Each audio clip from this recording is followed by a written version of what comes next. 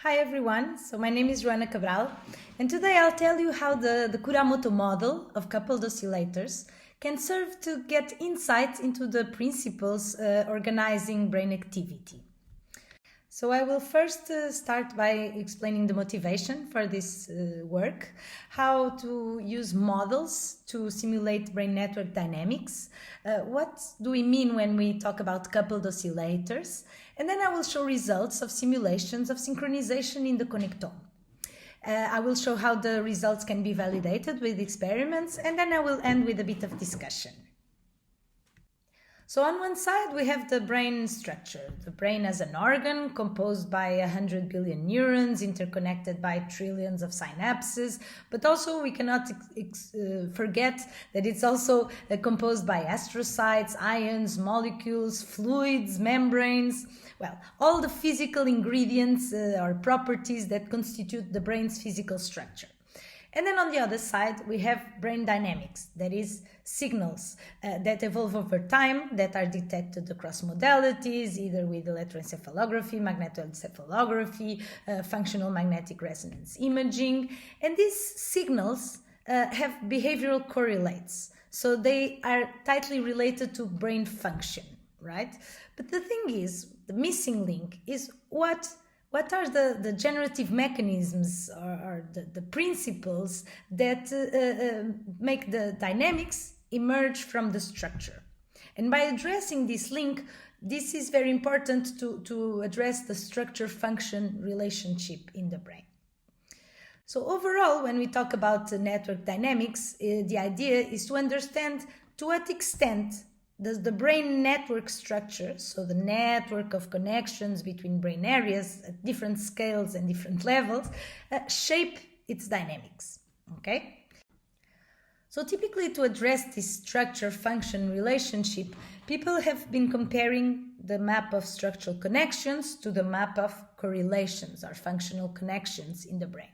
So on one way here in this example, I show how two brain areas, for example, N and P, if they are connected together, then we can also verify if there is a correlation between these two units. So if we do this for all areas in the brain, depending on the scale and the parcellation scheme that we use, we can obtain a structural connectivity matrix, a functional connectivity matrix, and compare these two, and try to find a transformation rule between these two maps. But it's not just about finding a mathematical transformation rule that goes from one matrix, the static structural connectivity, and the functional connectivity. Mainly because when we talk about functional connectivity, we usually have this image of a static map of correlations, but the thing is that functional connectivity is dynamic, as you probably have been hearing before. And the thing is that there are different functional subsystems that transiently synchronize or transiently correlate their activity over time. It's not static. And this suggests there's this transient synchronization of different subsystems, and they are constantly being reconfigured, and that's what we are capturing at the level of fMRI. Now, to understand this network dynamics, this cannot be assessed by the structure alone, so you can have the same network structure with different dynamical regimes depending on the dynamical models that we use. So we do need a dynamical model. So when I say a dynamical model, I mean a dynamic network model. And there are three key ingredients in a dynamic network model. So first, it's the network structure, or the connectome. That is how the different units are coupled together. What is the map of connections? This can be weighted. So we have a matrix of coupling weights saying how each brain area N is connected to each area P, and this can be scaled by the number of fiber tracts that are detected between each pair of brain areas. But then we can also consider that these units are also distance in space. So there's also a physical distance between each pair of areas, right? And this distance can then introduce time delays between units, considering that the transmission of the signals is not instantaneous. And then we have the node. Each node in the network model is by itself a dynamical system composed of millions of interacting neurons. And we could use very detailed models with very realistic equations to simulate the activity at each node, but usually at this macroscopic level, it is sufficient to use reduced models, that is a smaller set of equations that describe the population activity in each node. I will go a bit into it in detail, but this can range like from spiking neurons to considering really excitatory and inhibitory pools of neurons to more abstract, let's say, oscillator models. The idea of using oscillator models, which is very important because we will be talking about the model of coupled oscillators, is that at the local level, at the level of the cortical tissue, the cortical tissue has the ability to engage or to display oscillations in the gamma frequency range.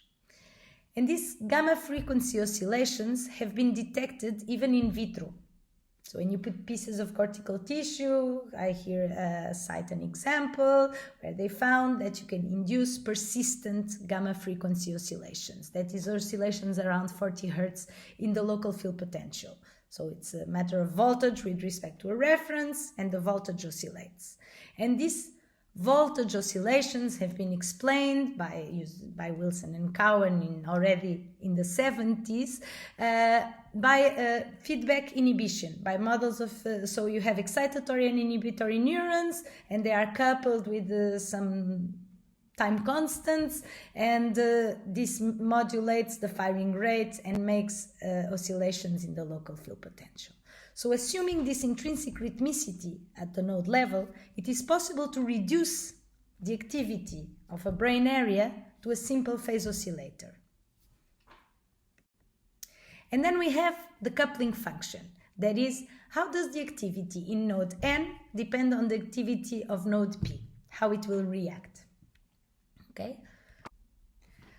So considering that each node in our brain network model can be reduced to a phase oscillator, it is possible to simulate, let's say, the dynamics, the behavior of the system of coupled oscillators using the Kuramoto model of coupled oscillators. And the Kuramoto model of coupled oscillators is an equation that was derived already in the 80s to describe the behavior of these systems observed in nature, empirical observations of coupled fireflies or populations that synchronize, even people clapping their hands. And basically it just says that the phase of a given node N at each instant of time, so in the next instant of time, will depend on its own phase plus how much it would rotate or oscillate if it was uncoupled, plus an interaction term. And this interaction term tends to minimize the phase difference between units. So ultimately everything will synchronize. And the main thing with the Kuramoto model is that it's easy to compute the simulation, so we can simulate the behavior of oscillators just using this equation. And there is a whole field in mathematics and physics trying to find analytic solutions for different variants of the Kuramoto model, so it has been widely studied analytically. So we can then easily see if the results we obtain from simulations can be explained by previous findings in the literature. But there is here a trade-off between realism and mathematical tractability. So using the Kuramoto model, we are favoring mathematical tractability at the expense of realism, right? So I prepared a small cartoon to illustrate the behavior of oscillators. So if we have two oscillators that are uncoupled, so here there's a wall, they are not seeing each other or feeling each other, they both have a natural frequency, here it is identical, they are both oscillating over time, but they will never synchronize, right? Now if they are coupled together, that is if they feel each other in a way, then they will synchronize. And this synchronization is predicted by the Kuramoto model of coupled oscillators. Right? So here we have the natural frequency, omega n, so what is the natural frequency even if they were uncoupled, and then there's the interaction term that depends on all the other nodes to which it is coupled, the oscillators. So if instead of considering just two coupled oscillators, we couple a large number of oscillators together, eventually they will tend to full synchronization. If the network is heterogeneous, what has been reported is that synchronization reveals these topological scales. That is, first the nodes that are more coupled together will synchronize first, and then eventually everything will fully synchronize together at a common frequency. So everything, the whole system can be reduced to a single order parameter or a single oscillator. But here it means that everything is synchronized, and in reality the brain is not fully synchronized. So what are we missing? What are the ingredients? Now there is a very important ingredient when we talk about coupled oscillators, that is the time delay between the oscillators. So there is a wide range of literature in this field. I put here some key papers showing the importance of time delays and how they can strongly alter the dynamics, even small delay times, because they can induce not only a collective frequency slowdown, a wider range of metastable and multistable regimes, and also they can induce slow amplitude modulations. I will go a bit into detail now on this. So when we couple two phase oscillators with a conduction delay, what has been found is that they slow down. The time delays slow down the synchronous oscillation. So I did it on purpose to make the phases go a bit slower so that you really have a visual intuition about this. And this has been predicted and reported already in the 90s by this also seminal paper by Niebuhr, showing that. So in this plot that we see on the right, what it shows is the collective frequency, and in the y-axis is the time delay between units. And so if the time delay is 0, the collective frequency is identical to the natural frequency. So the units will synchronize at the same frequency. But 0 time delays is an abstraction because there's always a physical distance, so there's always a delay between units. So as we increase the time delay, we see that there is a drastic frequency slowdown. And this frequency slowdown can be predicted by this equation that Niebuhr shows, that is the most stable frequency at which a system can synchronize. And this is relevant for systems with large n, because the larger the n, even if the time delay is very, very small, in the order of 1 millisecond, it can drastically decrease the frequency of synchronization. So in a way, the frequency of collective synchronization, omega, depends on the mean intrinsic frequency of all the units, on the mean time delay between them, on the size of the system n, and on the mean coupling strength. So also the stronger the coupling, the slower these units will synchronize together. But again, the brain is not fully synchronized. So we need to consider other complex phenomena.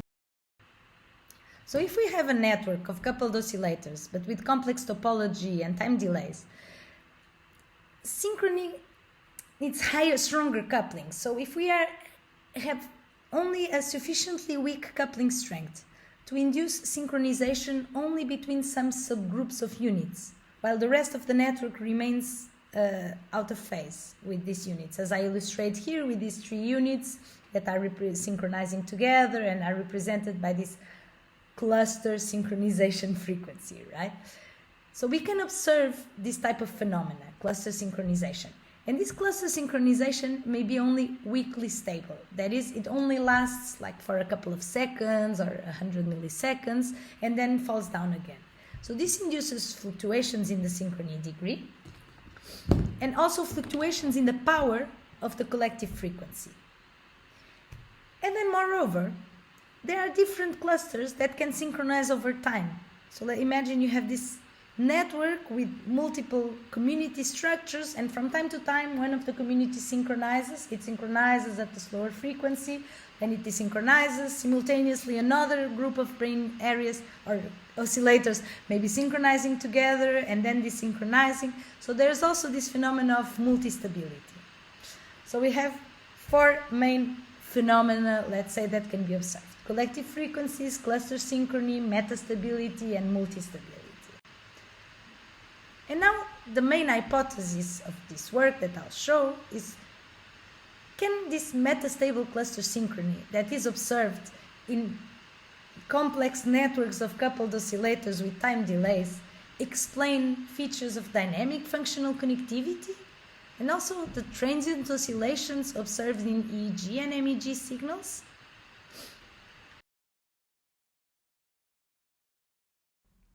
So to test this hypothesis, to see how the patterns of brain activity can be explained by phenomena of synchronization of coupled oscillators, we adapted the Kuramoto model to include realistic brain connectivity and time delays.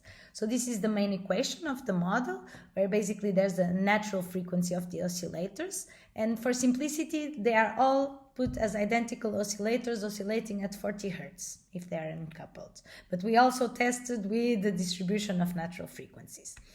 And then we have an interaction term that is scaled by a global coupling strength that scales how strong the connections are. So if it's 0, the oscillators are uncoupled, and then as you increase the coupling, you will tend towards synchronization. Then there's a coupling, this is the connectivity matrix, so the relative coupling weight between each pair of units. So it as a function, typically as a function of the number of fiber tracts detected. And then here is where we introduce the conduction delays that are proportional to the distance or to the fiber tract length, right, between units. And so, in a way, we use this model and then we simulate. So we found that if we have weak coupling, as expected, all the units oscillate incoherently. So at the bottom, this is just a still frame of what would be a video. So all the phases of all the oscillators are not in phase. If the coupling is strong, all the oscillators go with the same, slow down and go with the same frequency. They are not fully synchronized in phase because there are indeed time delays, so we really need to increase further and further the coupling to observe some form of full synchronization. But everything, it's very stable. The order parameter shown on top is very stable over time. Now, in between, for an intermediate coupling between the zero coupling and the coupling necessary for full synchrony, we observe a wide region of parameters, a wide range of couplings where we find metastable cluster synchronization, as I illustrated before, but now this was found using the connectome structure. So we find that not only the units that are more coupled together synchronize together, but also that this synchronization fluctuates over time. And these are the signals that I'm plotting as the order parameter of each of the different clusters identified.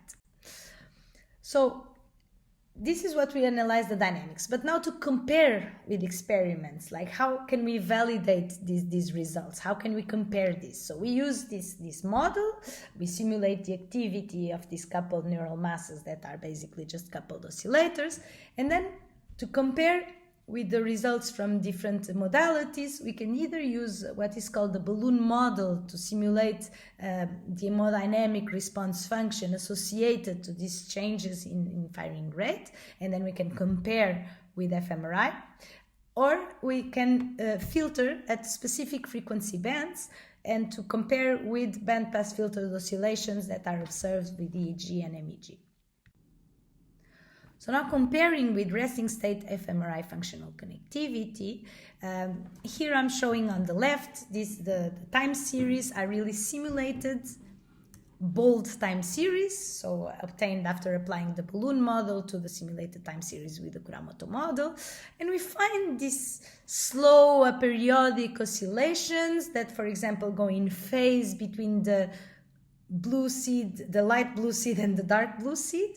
So they are correlated, so they will exhibit functional connectivity. And also there's another region here, the one represented in orange, that seems to be a bit anti-correlated with those areas.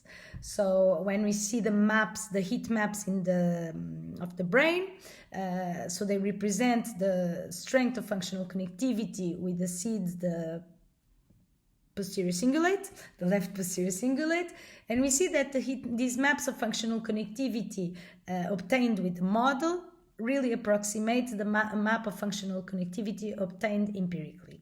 But this is better seen on the right plot, so let me explain a bit. So the first column lists all the brain areas considered in the model, and in red is the seed that we are using, the left posterior cingulate, and then the blue bars indicate the strengths of connectivity, of structural connectivity of this seed with the other brain areas. So we see that it is only connected to a few brain areas. Then on the second column is the correlations between this seed again with all the other brain areas measured empirically from resting state fMRI, averaged across people. And so we find that there is this map of functional connections. And then on the third column is the map of functional connections or of correlations obtained with the model. So the oscillator representing the left posterior cingulate in a way will exhibit correlated ball time series with some areas, but also replicates a bit the patterns of anti-correlation found empirically. So now to compare with the activity detected with MEG or EEG, we use a different approach, of course, because the signals are detected extracranially, right? And we need to first, and also they have multiple frequency components, so the signals are first bandpass filtered into distinct frequency bands of interest, and then they are source projected to the locations of the nodes that we have in our network, right? So then we have a signal in each node, and typically people compute the envelope, so the power envelopes of the signal, and what is used as a measure of functional connectivity in MEG is this envelope correlation. And so for each frequency band considered, here we consider 10 frequency bands, we can compute the map of envelope correlations between all the units that we obtain. And this is the real or the empirical functional connectivity profile. And then we use our model of coupled oscillators. We simulate the signals, we bandpass filter in the same way as is done empirically, and then we compute the envelopes, also calculate the correlation between envelope amplitude envelopes, and compare the simulated functional connectivity profile with the real one. And one of the things, for example, that we observe is that these correlations between amplitude envelopes are much stronger within the alpha and beta frequency ranges in the same way as observed empirically. So we find that in our model, these correlated envelope fluctuations appear due to metastable synchronization. So on the bottom, we plot the level of synchrony over time of the whole system. So how much the whole system is synchronized. It would be 1 if everything is synchronized, but we see it never reaches full synchrony. It is there oscillating between low levels of synchrony around 0 up to 0.4. So it's weak levels of synchrony that we are finding. But as we see, particularly in the smoothed or the parameter shown in red, that the synchrony seems to fluctuate between periods of low synchrony, around 0.1, and periods of higher synchrony, around 0.2, as we can see in the red traces. Now, during the periods of higher synchrony, as we can see in the panel above, we observe this emergence, so this is the frequency of the system over time, and we see that from time to time there is power there at low frequency. So most of the time there's always this high frequency around 40 Hertz, which is the natural frequency of the oscillators. But whenever the system transiently synchronizes, so when there's some cluster synchronization, there's an increase in the power at slower frequencies. And this is what is inducing these correlated envelope fluctuations. So we show that the emergence of collective frequencies is associated to synchronization phenomena in our network model. So the results shown so far have shown that a simple model of coupled oscillators can replicate features of brain activity at the level of long-range functional connectivity between fMRI signals, or even the emergence of these collective oscillations observed in MEG signals. But one of the main criticisms limiting the validity of the Kuramoto model to explain macroscopic brain dynamics is that the oscillations detected at the local level, so at the node level, are not in a limit cycle. That is, they are not self-sustained, they are not oscillating forever, but they emerge only transiently in the brain. So they last, for example, like a few hundred milliseconds after dying out. So this is what is called a damped oscillation. That is, in response to an input, the node will oscillate briefly, and then will eventually the amplitude of these oscillations will decay. So we recently made a paper where we tested if the mechanisms that we've shown previously with coupled Kuramoto phase oscillators still hold using damped oscillators in a way to validate the Kuramoto model. So for this we used a different equation. It's the Stewart-Landau equation in this case that mimics, so it can be used to tune how much these oscillations last over time. So it's an equation then depending on the parameter A, this parameter here. If A is positive, the oscillations are self-sustained like a phase oscillator, but if A is negative, there's a damping, so oscillations will eventually die out. So here we set A to -5 such that the 40 Hz oscillations lasts on average like around 500 milliseconds. And then we couple these units together using a difference coupling. So here we are coupling both the phase and the amplitude together. And here, since the oscillators are damped, so they will not oscillate if they're in the spontaneous state, we add a bit of white noise to each unit. So each unit receives uncorrelated white noise. And what happens when you have a damped oscillator with white noise is that it will exhibit like this type of activity as I'm showing here. So from time to time you see some oscillations emerging and disappearing. So when we couple these damped oscillators in the connectome structure with time delays, exactly in the same way as we did with coupled Kuramoto phase oscillators, we find a range of parameters where we fit the MEG power spectra from healthy individuals. So we took 89 individuals from the Human Connectome project, the MEG signals, and we find the range of parameters. We have an optimal fit of the MEG power spectrum. And then we look at the simulated time series. And what I'm showing here is for 90 units, right? The signals filtered below 30 Hertz, so to exclude the natural frequency and also to focus on the frequencies typically detected with MEG. And we find that over time, there is this formation of collective waves that appear simultaneously across distinct brain areas. So for example, whenever we see a blue shade, it means that those units, the power in the alpha range increased above 5 standard deviations above noise, so really emerged in the system, and they are aligned across distinct brain areas. So multiple units simultaneously exhibit an oscillation at a given frequency. And this leads to the formation of these metastable oscillatory modes that we term MUMs.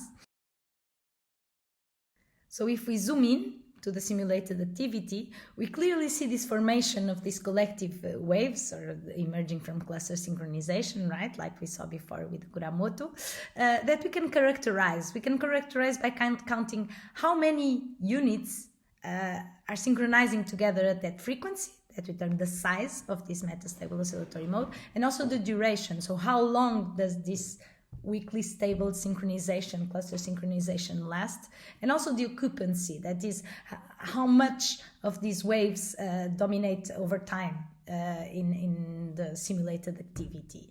So this provides a form to characterize the simulated brain activity and compare with empirical results, showing that in a way, the connectome structure can exhibit these slow macroscopic oscillations, collective oscillations associated to the alpha rhythms and beta rhythms that are strongly detected in EEG features from a simple network model, right? And it also validates what was found with the Kuramoto model. So overall, the take-home message, thank you for here listening to me, but the take-home message is that these models of coupled oscillators in a way serve to test mechanistic hypotheses for the self-organization of brain dynamics. But due to the high degree of abstraction, it's important to take into account that these models are phenomenological, so they are explanatory, and they still have little predictive value. But overall, these studies using coupled oscillators have served to put forward the theory that dynamic functional connectivity and transient brain rhythms are emergent properties of the system, resulting from metastable synchronization of locally generated neuronal oscillations when these are coupled in the space-time connectome, that is considering the coupling weights and the time delays between units. And as I put here, so it's generally in science, a theory cannot be never validated for certainty, but it remains valid until refuted. So it's important to add on the realism of these models, and we are now replicating this using the Wilson-Cowan model to validate the insights that were brought in from the Kuramoto model of coupled oscillators and previous analytic solutions. So thank you so much for your attention. Here are my contacts. If you have any question, you can also follow me on Twitter.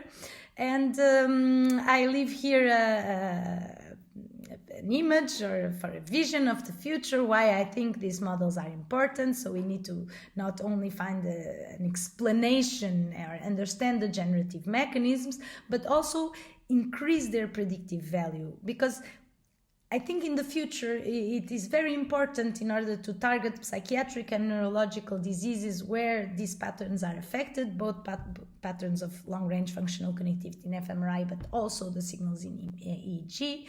So we need to have better models that can be personalizable and that can then be used to predict the impact of different stimulation paradigms, be they pharmacological or behavioral or electromagnetic, so that we can understand how we can interact with the network structure in order to rebalance brain activity.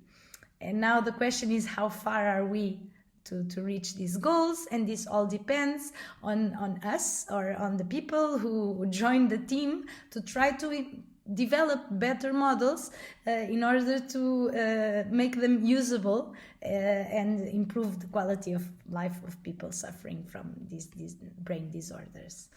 Well, thank you so much, and anything, just drop me a line. Thank you. Bye-bye.